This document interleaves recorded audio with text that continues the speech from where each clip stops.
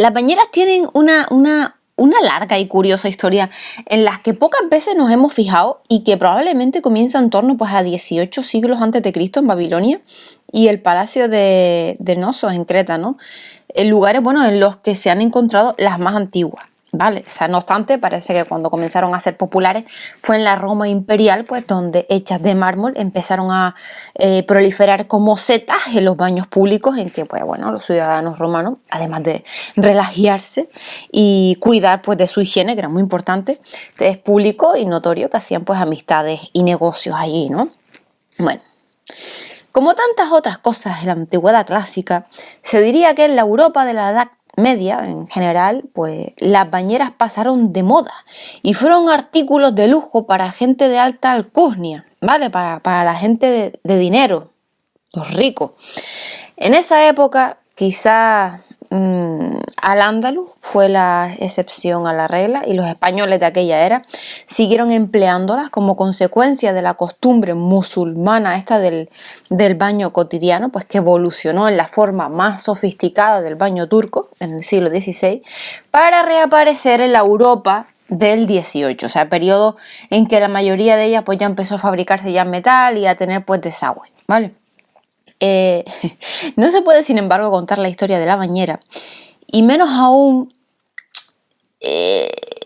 ¿cómo decirlo?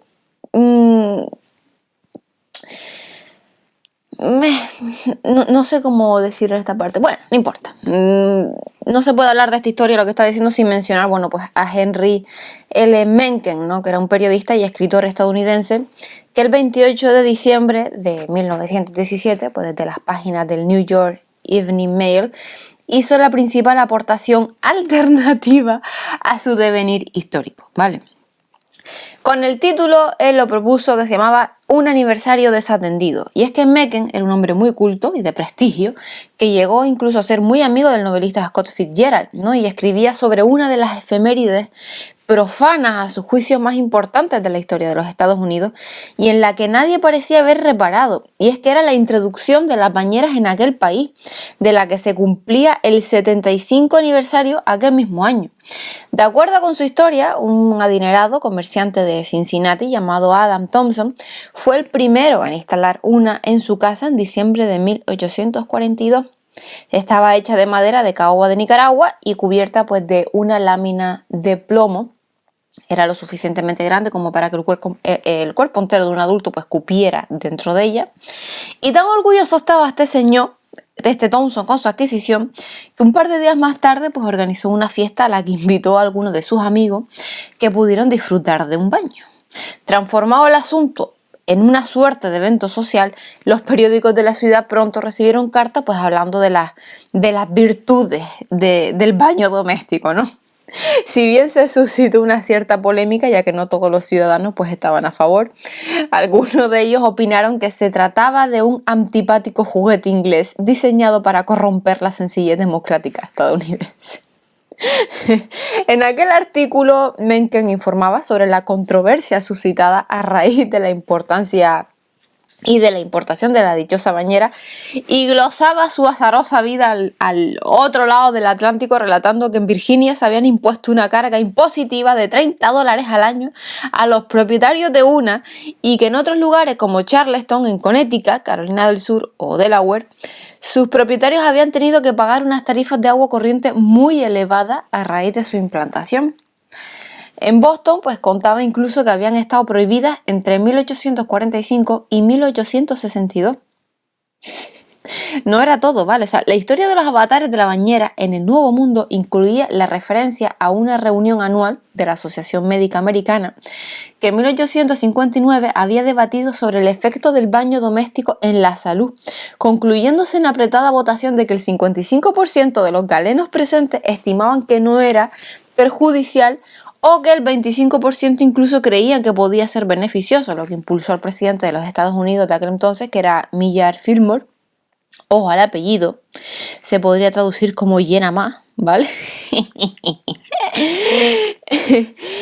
Pues nada, que incitaron a este hombre a poner una en la Casa Blanca en 1851, porque los presidentes no se lavaban, solo con un pañito húmedo. Naturalmente, toda la historia, pues esta era falsa. Sin embargo, y a pesar de su tono jocoso, como para romper con la gravedad de las noticias de la Primera Guerra Mundial, fue reproducida con el tiempo por el Boston Herald, el Chicago Evening o el Tucson Daily Star, entre otras publicaciones, ¿vale? Y eso a pesar de que Mencken confesaría que todo era un bulo al menos en 2 ocasiones en el verano de 1926 y que su declaración se llegó a reproducir en diarios por toda la geografía de los Estados Unidos, con lo que cabe suponer que millones de ciudadanos pues habrían hecho eco de la misma. Mencken escribió años después que en verdad que él pensó que nadie llegaría a creerse aquella historia, pero bueno, que no. Que no sirvió para nada. Que en agosto de 1935 un artículo del New York Times refería detalles de la historia de la bañera inventados por Mencken 18 años antes. Y las noticias de la tarde de la CBS en 1976 volvieron a presentar los datos de Mencken en la forma de hechos incontestables. Y años después, las cadenas televisivas de la NBC y la ABC sostuvieron en reportajes sobre la historia de la Casa Blanca que el presidente Fillmore había sido el primero en instalar una en el inmueble. Detalle falso aportado por Mencken hacía casi ya 60 años. Y a pesar de ello, la historia que esto suda, pues recoge que la primera bañera en la residencia del tío Sam realmente la instaló en 1829 el presidente Andrew Jackson, tristemente célebre por ser uno de los impulsores de las políticas de deportaciones masivas que concluirían décadas más tarde con el exterminio en la práctica de las naciones indias del oeste norteamericano. Pero el camelo de un éxito inexplicable siguió rodando, ¿vale? Hasta hace bien poco, la historia de la fontanería en América, publicada en una revista del sector en julio de 1987, se señalaba, siguiendo el bulo de Mencken, que las bañeras estuvieron prohibidas en Boston y que casi lo estuvieron en Filadelfia. Y en un largo artículo sobre la vida y obra de las primeras damas de USA, que apareció en la revista Backwood Home Magazine, el 30 de noviembre de 1994, se da a entender en la misma línea que el artículo de Mencken, que fue la esposa del presidente Fillmore, Abigail Power, la que ordenó la instalación de la primera bañera en la residencia presidencial.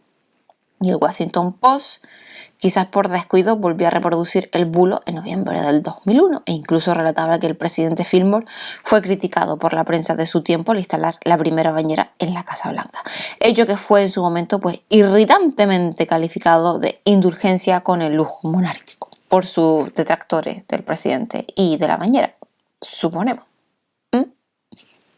Bueno, espero que les haya gustado y nada, nos vemos el próximo día. Hasta luego y que tengan un gran baño en su bañera. Hasta luego.